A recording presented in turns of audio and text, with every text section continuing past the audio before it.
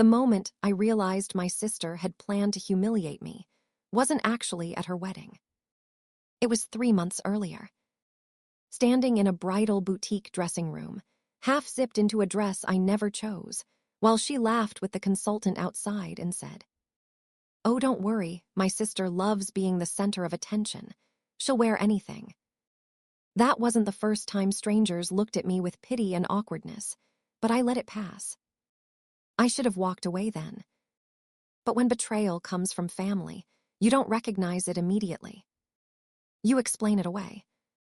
You protect them. You stay. And sometimes, staying is exactly what they're counting on.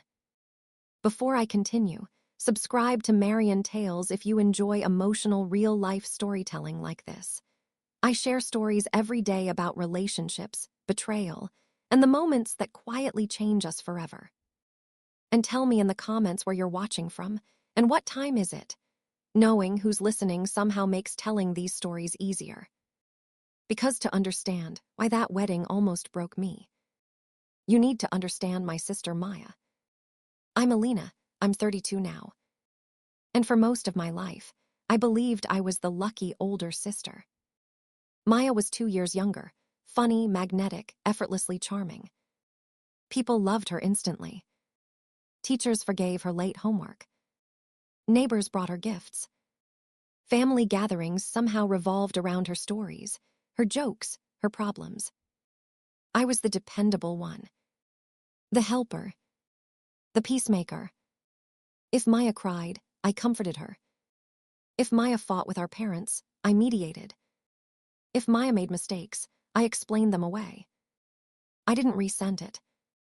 Not then. Because growing up, everyone told me, "Your sister looks up to you." And I believed that. Until I started noticing something strange. Maya didn't want to be like me. She wanted what I had, without me having it too. When I got my first job at 17, Maya suddenly announced she wanted to work at the same cafe. She lasted 2 weeks. But during those 2 weeks, customers constantly told me, "Oh, you're Maya's sister." Not the other way around. When I started dating my first serious boyfriend in college, Maya befriended him immediately. Texting jokes. Sending memes. Calling him brother. After we broke up, he admitted something that unsettled me. "She talks about you a lot," he said carefully. "Sometimes it feels like she's competing with you." I laughed it off. Because sisters don't compete like that, right? By my late 20s, we weren't extremely close, but we were functional.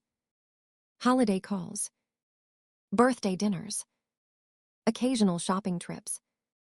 I had stability. A marketing job I loved. A small apartment decorated slowly over years. A boyfriend named Daniel who felt safe, calm, predictable. My life wasn't exciting. It was peaceful. Maya's life was the opposite.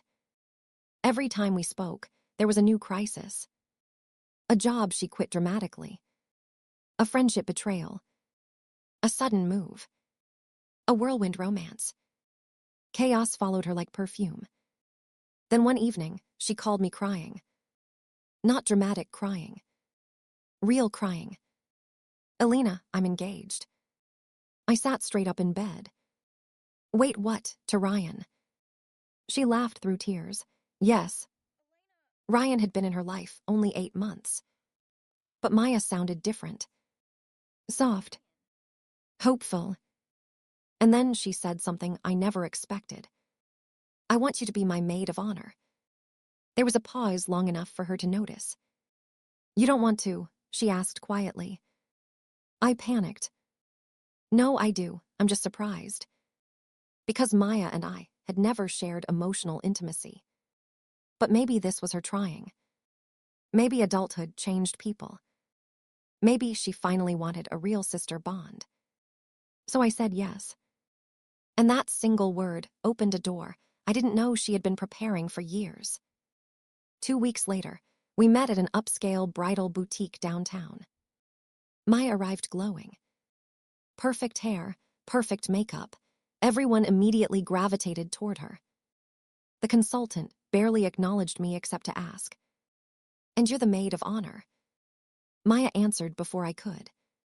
"Yes, my sister Alina. She's very invested in this wedding." Something about the way she said made me feel like a stage prop. We laughed, drank champagne, tried dresses. Everything felt normal. Until it was time to choose bridesmaid outfits. The other bridesmaids received soft blue gowns. Elegant, timeless. Then Maya handed me a separate garment bag. "I picked something special for you." Inside was a silver satin dress, tight, reflective, dramatically low cut. It looked designed to attract attention, not support the bride. I hesitated. "Maya, are you sure?" She grinned. "You always play safe. I want you to finally stand out." The consul laughed approvingly. I stepped into the dressing room. The dress clung to every insecurity I had. When I stepped out, Maya clapped loudly. "See, now people will actually notice you." Everyone laughed. I laughed too. But something in my chest tightened. Because it didn't feel supportive. It felt performative. After that day, wedding planning became constant. Group chats, vendor meetings, calls late at night. At first, I was happy to help. Then the jokes started. Whenever I organized details, Maya would type, "Alina's in her control freak, coming out face with tears of joy." When I confirmed schedules, "She gets stressed when things aren't perfect." Small comments. Harmless individually, but repeated often enough that people began seeing me through that lens. At a planning dinner, one bridesmaid joked, "Don't worry, guys. Alina will panic if we're 5 minutes late." Everyone laughed, including Maya. I realized she'd been telling stories about me when I wasn't there. Planting impressions. Not openly cruel. Just strategic. And I still convinced myself I was imagining it. About a month into planning, Daniel started acting strange. Quiet during dinners. Distracted. One night he asked casually, "Do you and Maya fight a lot?" I frowned. "No, why?" He hesitated. "She mentioned you sometimes struggle when attention isn't on you." My stomach dropped. I had never described myself that way. Why was my sister analyzing me to my boyfriend? When I confronted her, she wrapped me in a hug immediately. "I'm just worried about you," she said softly. "You've always been sensitive." Sensitive. The word lingered. Because somehow, after that conversation, I felt like the difficult one. And again, I apologized. Looking back now, that was the pattern. Maya never attacked directly. She rewrote reality slowly, until defending myself felt unreasonable. And I still hadn't realized. The wedding wasn't the goal.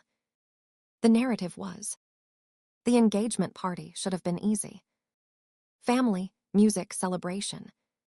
Instead, it became the first time I felt publicly diminished. During a toast, Maya said, "Elena helped raise me, mostly by telling me what not to do."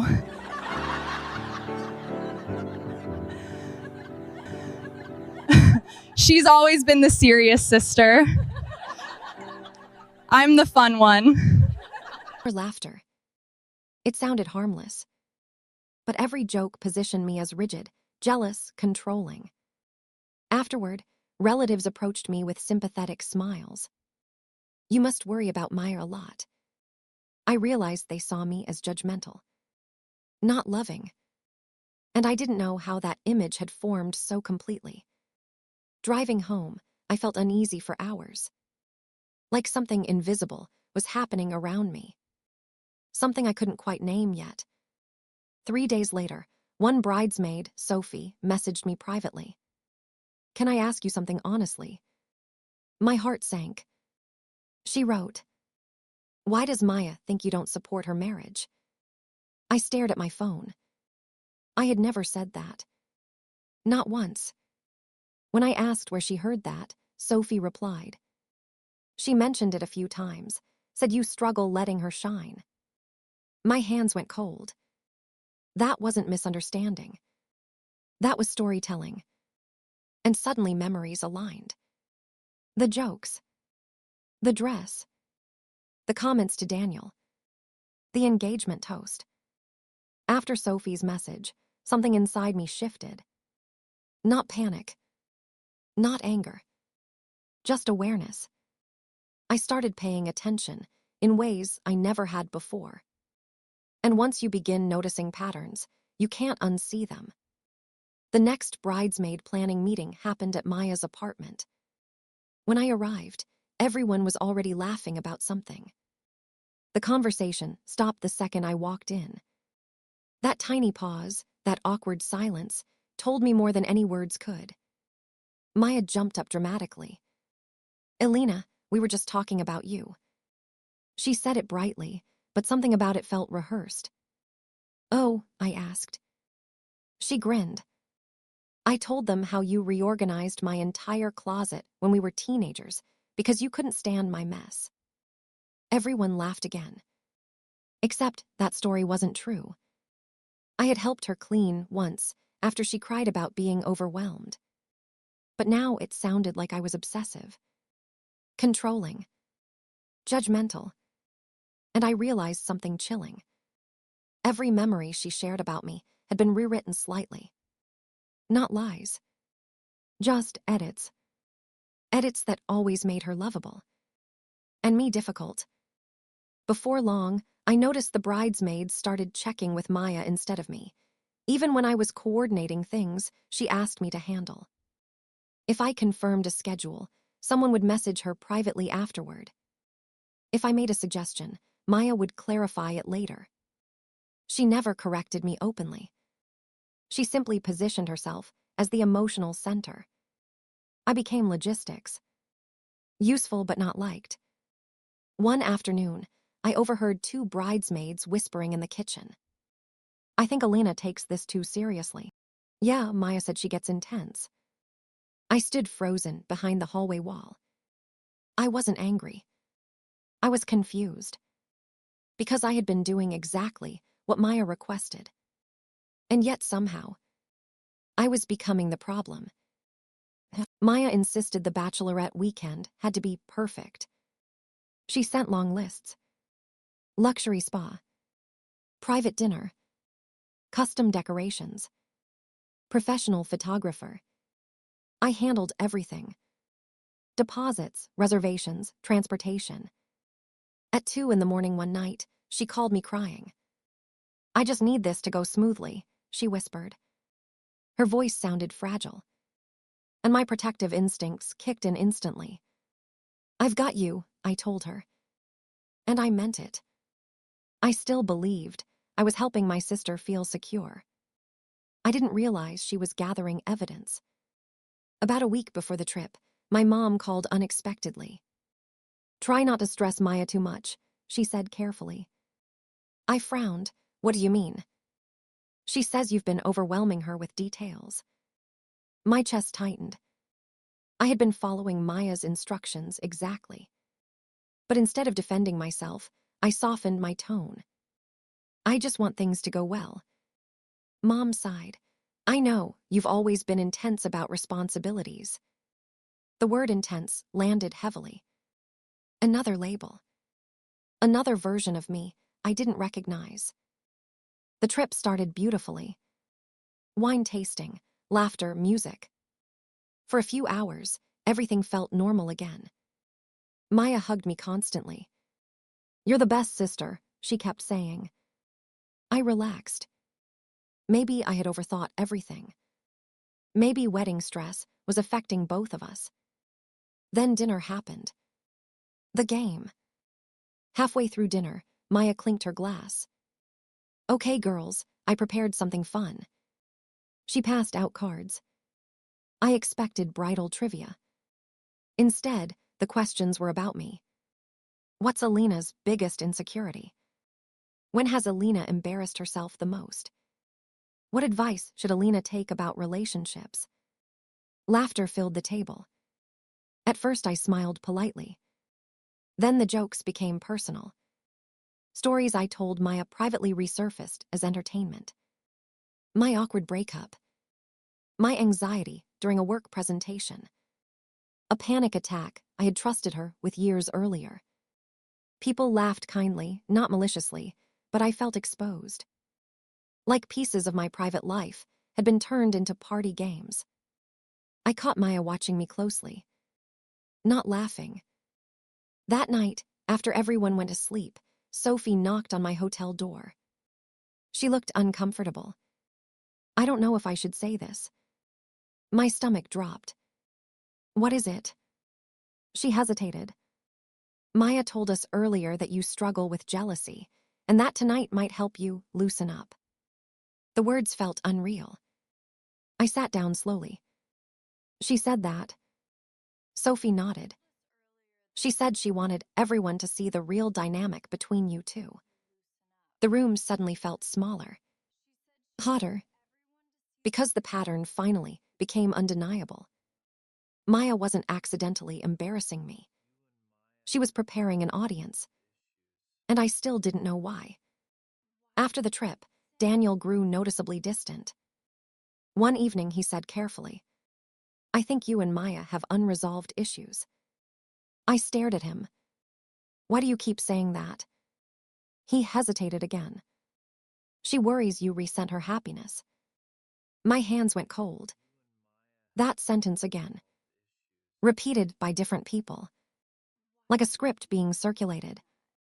I realized Maya had been having private conversations with multiple people about me, shaping perceptions quietly.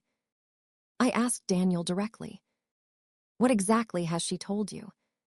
He looked uncomfortable. "That you've always competed with her, that being maid of honor is stressful for you emotionally." I felt something crack inside me, because I had spent months sacrificing time, money, and energy to support her. The rehearsal dinner was the moment everything sharpened. Maya was glowing, charming every guest. But several relatives approached me separately. "You must be relieved, the wedding is almost over. You've had a hard time with all this, huh?" Each comment confirmed it. A narrative existed about me, one I never participated in creating. Later that night, my cousin Lena pulled me aside. "Elena, can I ask something honestly?" I nodded. "She says you sometimes make events about yourself. Is everything okay between you two?" My throat tightened. I realized Maya had planted expectations. People were waiting for me to behave badly, waiting for confirmation. And suddenly, a terrifying thought formed. What if the wedding itself was meant to prove her story right? I barely slept that night. For the first time, I considered stepping down as maid of honor. But another thought stopped me. If I quit now, everyone would believe her version completely. So I decided to stay. Not out of loyalty anymore, but because I needed to understand what she was doing. I didn't know then that staying meant walking directly into her final setup. Maya became unusually affectionate. Constant hugs, sweet texts, late-night calls telling me how much she loved me. It felt confusing after months of subtle undermining. One evening she said softly, "I'm glad everyone finally understands our dynamic." Something about the wording made my stomach drop. "What do you mean?" She smiled mysteriously. "You'll see."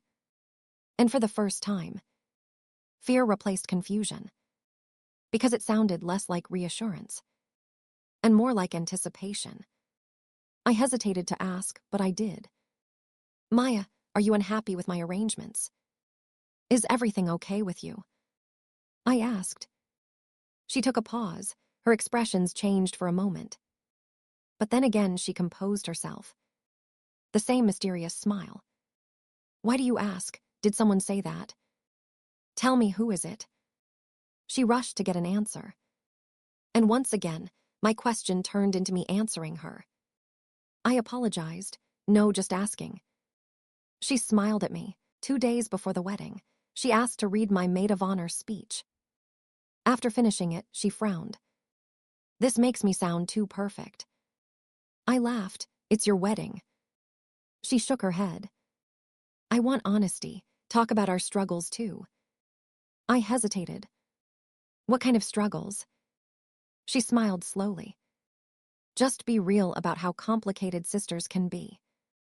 Something deep inside me warned. She wanted conflict on record. Publicly. But I still couldn't imagine the scale of what she was planning. So I edited the speech slightly, trying to please her, still hoping I was wrong. The night before the wedding, I received a message from an unknown number. Just one sentence. Be careful tomorrow. Not everyone is on your side. No name. No explanation. I stared at the screen for a long time. And for the first time, since accepting the maid of honor role, I felt like I was walking into something dangerous. I just didn't know yet that my sister had already written the ending. I barely slept. That anonymous message kept replaying in my mind. Be careful tomorrow. At 6 a.m, my alarm rang. For a moment, I forgot everything. Then reality settled back in. Wedding day. I stared at the ceiling, wondering why I felt nervous. Not for Maya, not for the ceremony, but for myself. Usually weddings feel joyful. That morning felt like walking into an exam I hadn't studied for. The bridal suite buzzed with energy. Hair dryers humming, makeup brushes tapping, champagne glasses clinking. Maya sat in the center wearing silk pajamas, glowing under soft lights. Everyone rushed to hug her. When she saw me, her smile widened dramatically. My maid of honor is here. She hugged me tightly, longer than necessary. Then she whispered in my ear. Today is going to be unforgettable. Her tone wasn't emotional. It was excited. Like someone anticipating a surprise party. My silver dress hung separately from the others.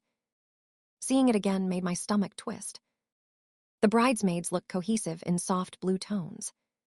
I looked loud. Reflective. Noticeable. One of the makeup artists joked, "You'll definitely stand out next to the bride." Maya laughed loudly. That's the point. Everyone laughed with her. I smiled. But inside, the uneasiness returned. Why did standing out matter so much to her? Throughout the morning, Maya kept pulling people aside for private conversations. Each time they returned, they glanced at me differently. Not hostile. Just curious. Observant. Like they were waiting for something.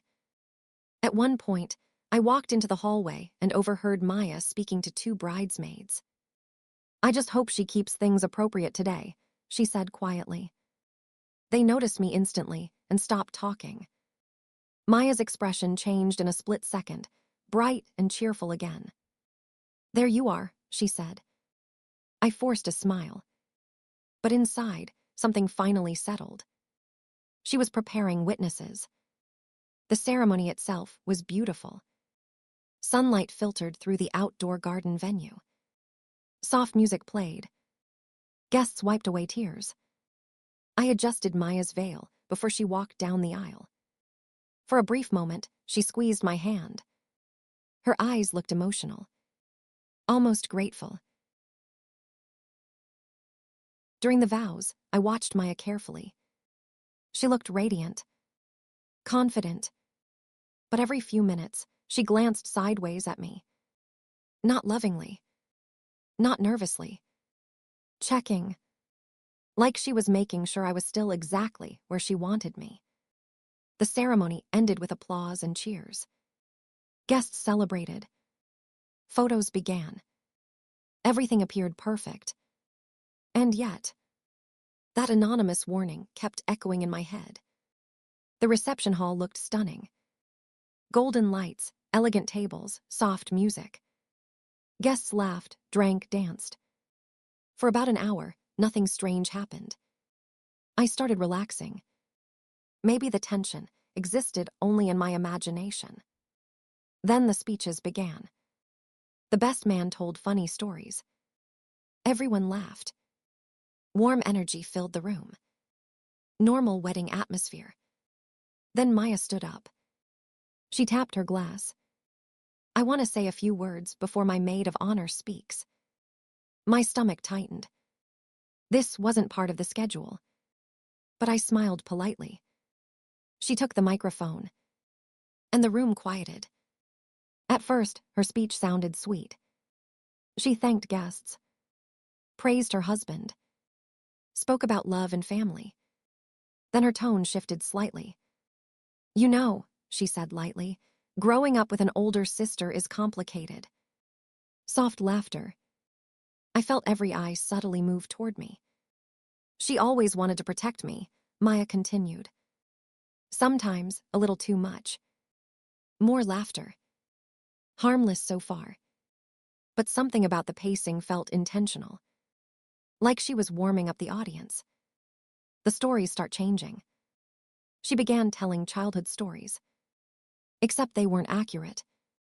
Moments where I comforted her became stories about me being controlling.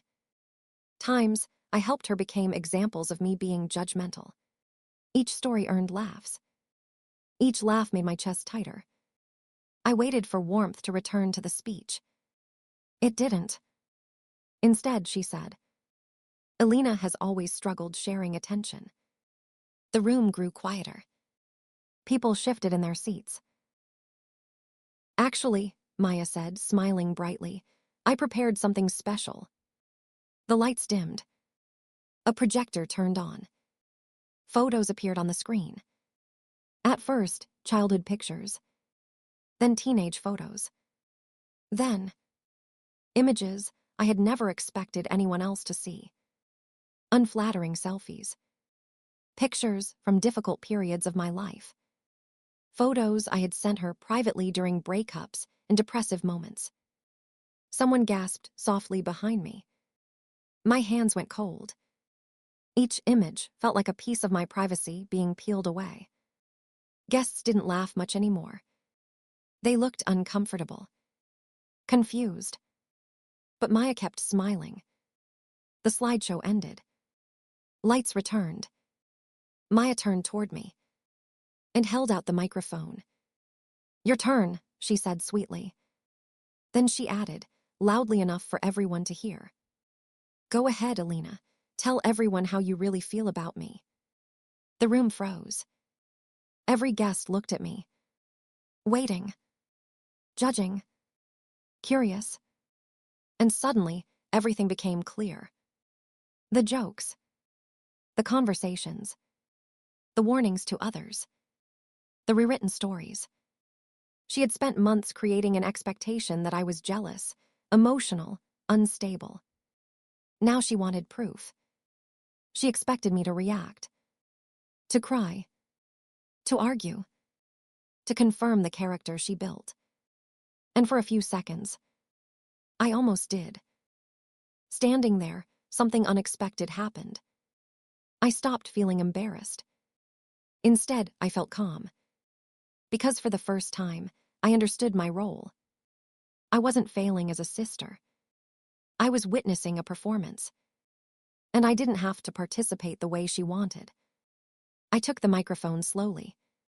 The room was completely silent. Maya watched me closely, anticipating collapse. But I didn't collapse. I didn't know tonight included a roast, I said gently. A few nervous laughs broke the tension. I continued calmly. I came here to celebrate my sister's happiness. I paused. And I meant every word of the speech I prepared. The energy in the room shifted.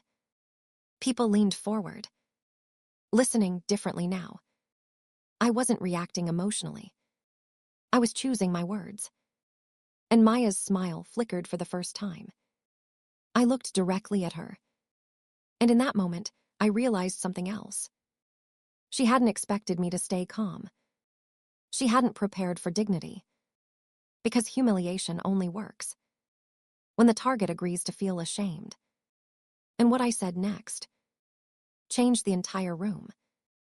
The microphone felt heavier than it should have.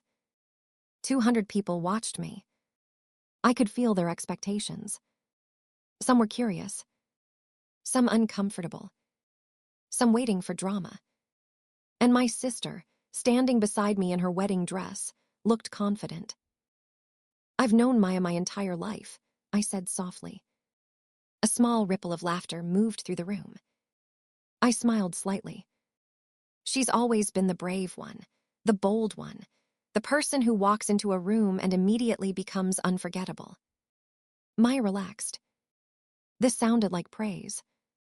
Guests nodded. The tension eased. Then I continued. "And growing up, I believed my role was to make sure she always felt supported." I paused deliberately, even when supporting her meant becoming the background. The room grew quieter again. Not uncomfortable, just attentive. I wasn't attacking her. I was revealing perspective. "I helped with homework she didn't want to finish," I said. "I covered for mistakes when she was scared to tell our parents. I defended her when people misunderstood her." I glanced toward my parents. They looked surprised, like memories were rearranging themselves in real time. "I've always been proud to be her sister," I continued. And that part was true, which made the next words heavier. But tonight, I realized something important. The room felt still. Even the servers stopped moving. I didn't realize I was part of the entertainment. A few guests shifted uncomfortably. Someone whispered, "Oh." I kept my tone calm. No one told me the slideshow would include private moments I trusted my sister with. Maya's smile tightened. I didn't raise my voice. I didn't accuse. I simply described reality. And that made it impossible to dismiss.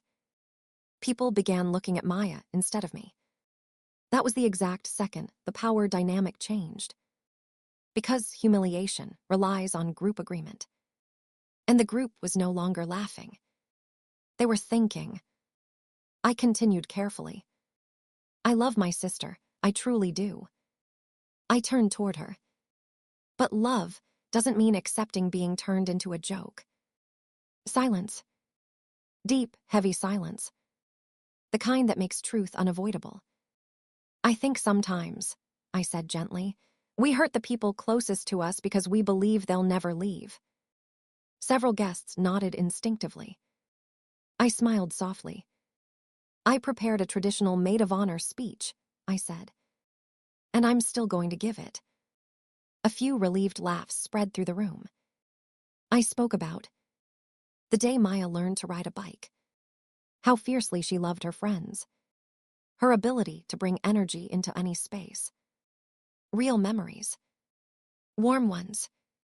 The audience relaxed again. But now they were listening differently. They weren't laughing at me.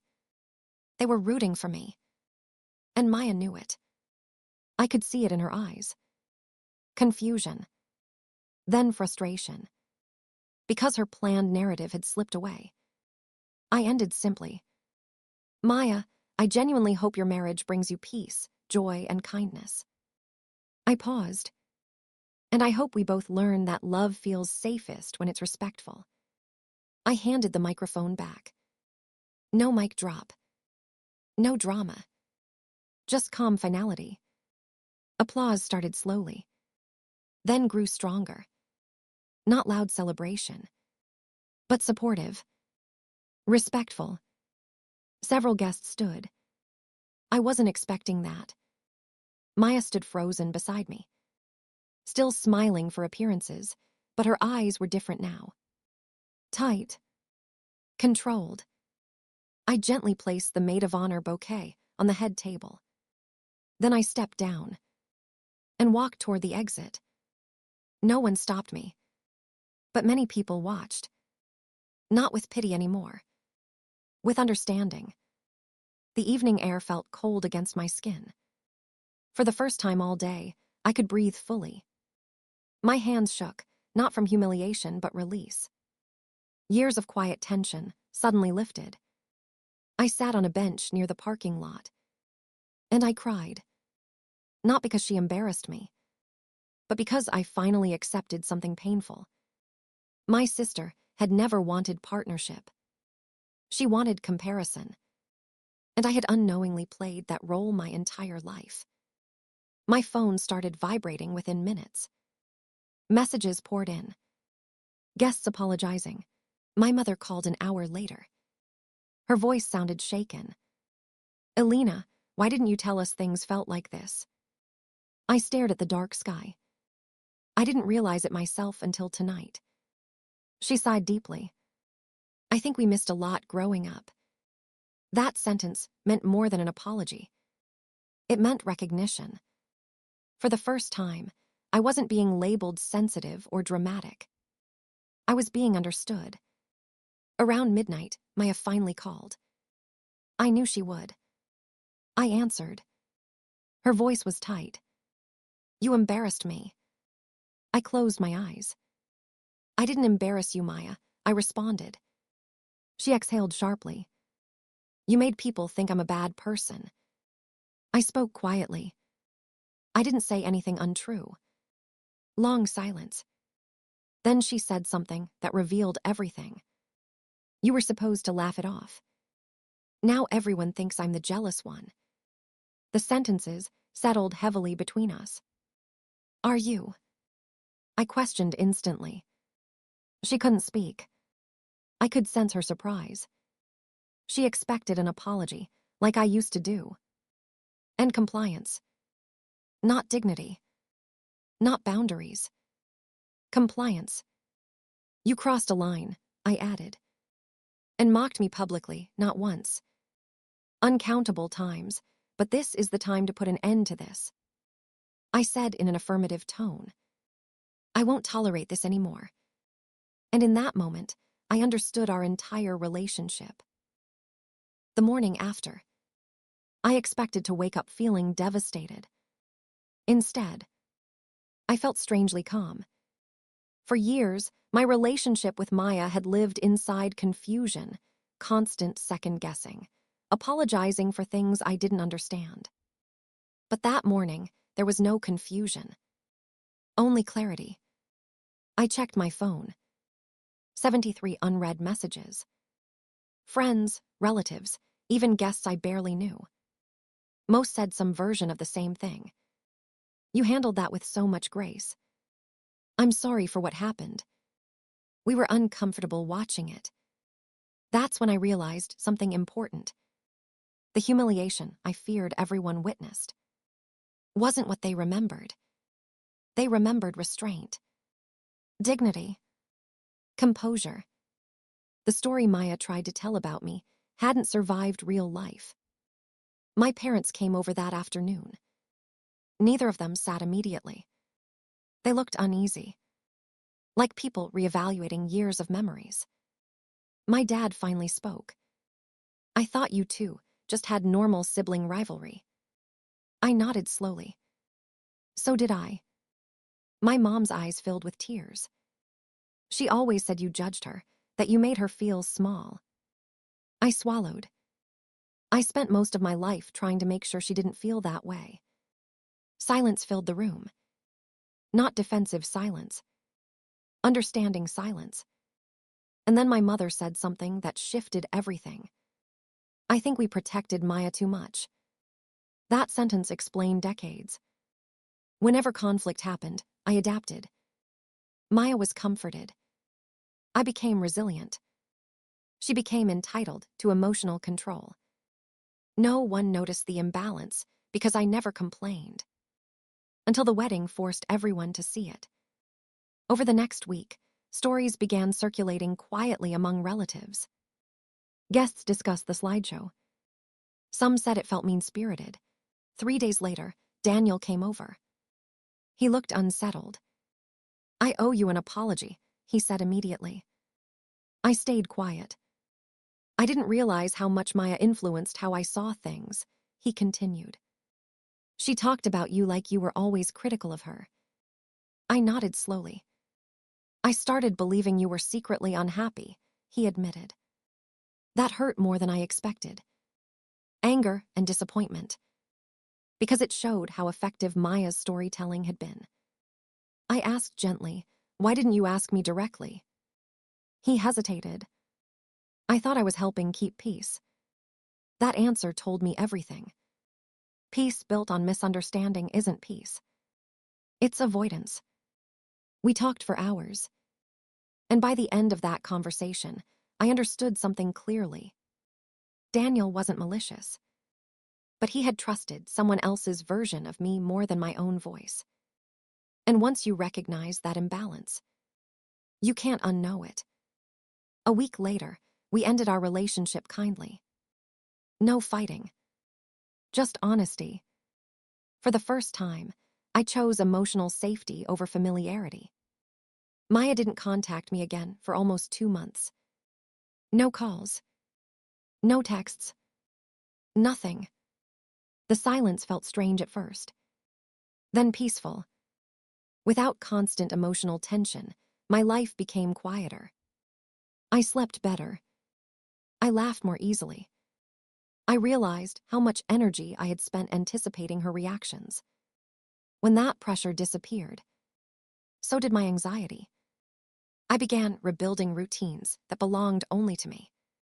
Morning walks, new friendships, weekend trips I never would have taken before. I wasn't recovering from one bad night. I was recovering from an entire dynamic. 2 months after the wedding, a long message appeared from Maya. I stared at her name for several minutes before opening it. It wasn't angry. It wasn't defensive. It read, "I didn't think people would react the way they did. I thought everyone already understood our dynamic. I felt like you were always the better sister, the stable one everyone trusted. I guess I wanted one moment where I didn't feel compared to you." We eventually met for coffee. Neutral ground. No audience. No wedding dresses or family expectations. She looked different. Quieter. Less performative. "I didn't realize how far I went," she admitted. I listened. Not ready to forgive completely, but ready to understand. "I thought if people saw your flaws," she said carefully, "I wouldn't feel invisible next to you." Her honesty surprised me, because it wasn't cruelty speaking anymore. It was insecurity. And for the first time, I saw my sister not as an opponent, but as someone who had never learned how to feel enough without comparison. I said gently, "I never needed to be better than you." She nodded, eyes glossy. "I know that now." We didn't magically become close after that conversation. Real healing isn't cinematic. It's slow. Measured. We rebuilt contact gradually. Short conversations. Clear boundaries. No personal confessions yet. No emotional dependence. And surprisingly, our relationship became healthier once expectations changed. I stopped trying to fix her emotions. She stopped using me as a reference point. We became two adults instead of roles assigned in childhood. Personal realization. The biggest lesson wasn't about Maya. It was about myself. I realized I had spent years accepting discomfort to maintain harmony, smiling through small humiliations, explaining away hurt. People often ask if Maya faced consequences. The truth is quieter than revenge. Her wedding became remembered not for drama, but for an uncomfortable moment that changed how people saw relationships. She lost the unquestioned admiration she once relied on. Not because anyone punished her, but because authenticity replaced performance. And sometimes, that shift is the most powerful accountability there is. Today, our relationship exists differently. We speak. We visit occasionally. But I no longer shrink to keep peace. I no longer accept jokes that feel like knives disguised as laughter. And most importantly, I no longer confuse endurance with love. Because love should never require humiliation as proof of loyalty. That wedding didn't break me. It introduced me to the version of myself who finally understood her worth. And if you've ever found yourself standing in a room where someone tried to make you smaller, remember this: you don't have to fight to win. Sometimes the strongest thing you can do is refuse to play the role they wrote for you.